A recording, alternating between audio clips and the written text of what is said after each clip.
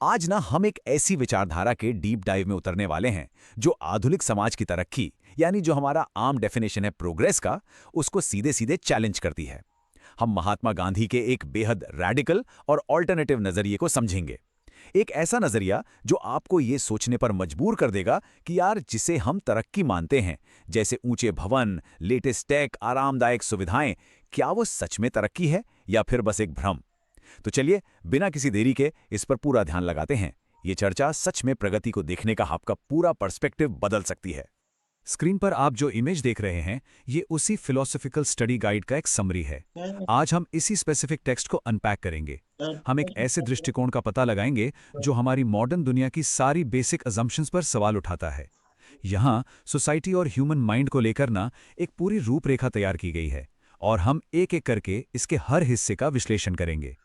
इस फ्रेमवर्क को समझना इसलिए इंपॉर्टेंट है क्योंकि ये प्रगति या प्रोग्रेस के कॉन्सेप्ट को बिल्कुल नए सिरे से डिफाइन करता है। तो आज का हमारा रोड मैप कुछ ऐसा रहेगा। पहले हम समझेंगे ट्रू सिविलाइजेशन की डेफिनेशन, फिर बात करेंगे इंडिया बनाम द वेस्ट के टकराव पर, उसके बाद अपने अशांत मन को साधने के तरीके पर चर्चा होगी। चौथे पॉइंट में हम गांव की शुद्धता देखेंगे और आखिर में गांधी जी का फाइनल मॉरल मंत्र। ओके, तो चलिए अपने पहले पॉइंट की तरफ बढ़ते हैं। पहला हिस्सा है डिफाइनिंग ट्रू सिविलाइजेशन, यानी सच्ची सभ्यता क्या है, कर्तव्य का मार्ग। देखिए, दुनिया भर में हम सभ्यता या सिविलाइजेशन की बड़ी बड़ी बातें करते हैं, राइट? पर इस टेक्स्ट में फाउंडेशन ही बिल्कुल अलग रखी गई है। इस फ्रेमवर्क के हिसाब से सिविलाइजेशन का टेक्नोलॉजिकल एडवांसमेंट, बड़ी इमारतों या नए आविष्कारों से एक्चुअली कोई लेना देना नहीं है। यहाँ सिविलाइजेशन का मतलब है वो आचरण, वो कंडक्ट जो इंसान को अपने कर्तव्य यानी ड्यूटी का रास्ता दिखाए। ये पूरी तरह से आपके अच्छे नैतिक चरित्र पर बेस्ड है। अब आप ही सोचिए, क्या आज के दौर में हम किसी सोसाइटी की सिविलाइजेशन को वहाँ के लोगों के मॉरल कैरेक्टर से जज करते हैं या उनकी इकोनॉमिक ग्रोथ से? ये एक बहुत बड़ा थॉट है जो हमारे आम नजरिए के बिल्कुल ऑपोजिट जाता है। असली प्रगति बाहरी विकास नहीं बल्कि इंटरनल मॉरल कंडक्ट है। अब आते हैं दूसरे पॉइंट पर, इंडिया वर्सेस द वेस्ट, एक क्लैश ऑफ वैल्यूज यानी मूल्यों का टकराव। यहां सोर्स टेक्स्ट में ट्रेडिशनल ईस्टर्न फिलॉसफी और मॉडर्न वेस्टर्न सोसाइटी के बीच एक मैक्रो लेवल क्लैश को हाईलाइट किया गया है।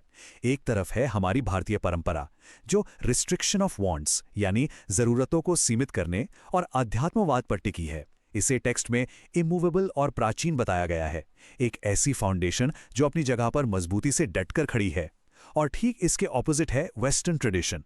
वो किस पर बेस्ड है? मल्टीप्लिकेशन ऑफ वांट्स यानी जरूरतों को लगातार बढ़ाने पर और पूरी तरह मटीरियलिज्म पर। यह टकराव सिर्फ दो रीजन्स का नहीं है, ये दो कंप्लीटली डिफरेंट आइडियोलॉजीज का क्लैश है। एक तरफ इंटरनल ठहराव की बात है तो दूसरी तरफ एंडलेस मटीरियल वांट्स को पाने की लगातार दौड़। दोनों पर्सपेक्टिव्स बिल्कुल ऑपोजिट डायरेक्शंस में काम करते हैं। तीसरा हिस्सा, टेमिंग द रेस्टलेस माइंड, यानी उस अशांत मन को साधना जो इंसानी फितरत का एक बड़ा हिस्सा है।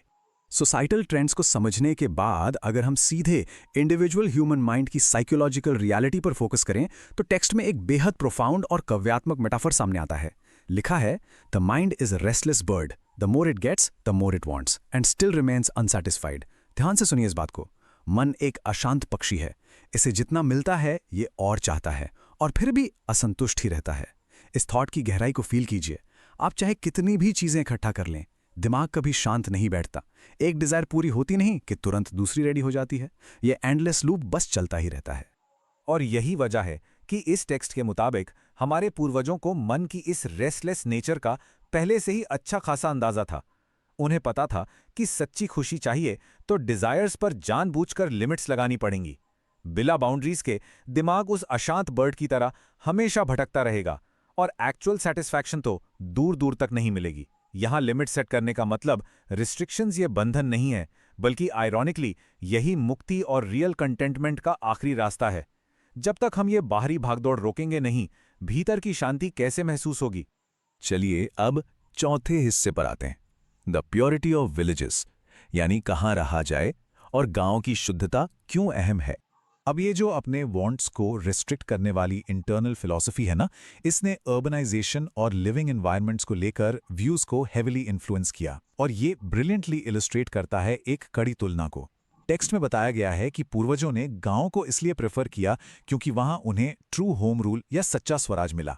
जीवन बिल्कुल सरल था। उसके विपरीत उन्होंने शहरों से दूरी बनाई क्योंकि उन्हें लगता था शहर बुराइयों से भरे हुए हैं। स्नेयर्स, थीव्स और प्रोस्टिट्यूशन जैसे शब्दों का इस्तेमाल किया गया है। यहाँ पॉइंट ये समझाया गया है कि कंजेस्टेड मटीरियलिस्टिक सिटी लाइफ में मॉरल पतन का डर कहीं ज्यादा था, जबकि गांव का शांत एनवायरनमेंट नैतिक आचरण बनाए रखने में मददगार था। तो ये सिर्फ कहाँ रहना है इसका चुनाव नहीं था, ये थॉट्स और लाइफस्टाइल की प्योरिटी को प्रिजर्व करने की कोशिश थी। आखिर में आते हैं 5वें सेक्शन पर, Gandhi's moral Mantra, the ultimate goal. तो अब हम इस एक्सप्लेनर के क्लाइमैक्स पर पहुंच गए हैं।